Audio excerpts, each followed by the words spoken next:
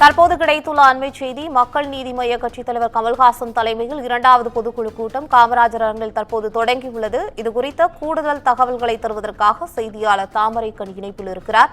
வணக்கம் தாமரைக்கனி, பொதுக்குழு கூட்டம் குறித்தான கூடுதல் தகவல்கள். வணக்கம் பவித்ரா.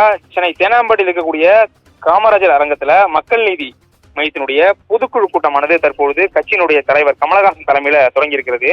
குறிப்பாக 2021ஆம் ஆண்டுக்கு பிறகு கிட்டத்தட்ட 2-3 ஆண்டுகளுக்கு பிறகு இந்த பொதுக்குழு கூட்டமானது கமலஹாசன் தலைமையில கூடியிருக்கிறது.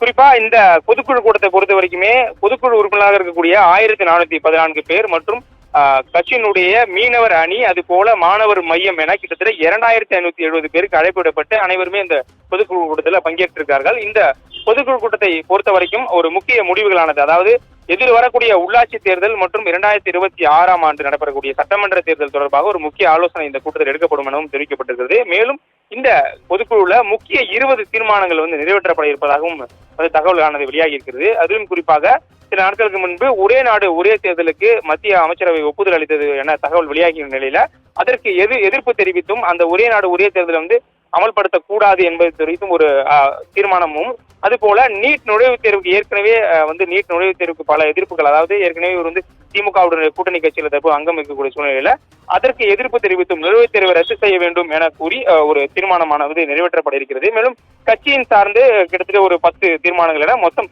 20 தீர்மானங்களானது இன்று நடைபெறக்கூடிய இந்த பொதுக்குழு கூட்டத்துல நிறைவேற்றப்படுகிறது. தற்போது கமலஹாசன் தலைமையில குடிக்கக்கூடிய இந்த பொதுக்குழு கூட்டம் தற்போது தொடர்ந்து நடைபெற்றுக் கொண்டிருக்கிறது. இன்று முழுவதும் இந்த தீர்மானம் நிறைவேற்றப்பட்டு இந்த பொதுக்குழு கூட்டமானது நடைபெறும் எனவும் தெரிவிக்கப்பட்டிருக்கிறது. பவித்ரா,